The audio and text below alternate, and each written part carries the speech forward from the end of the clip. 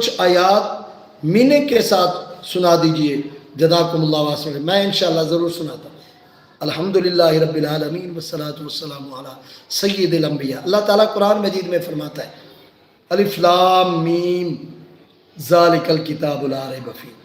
الف لام میم، الف لام میم حروف مقطعات میں سے ہیں.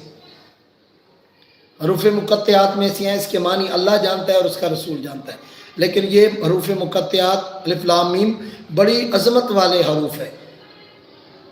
ذالک الکتاب لا ریب فیہ. ذالک یہ، الکتاب مخصوص کتاب یعنی قرآن مجید.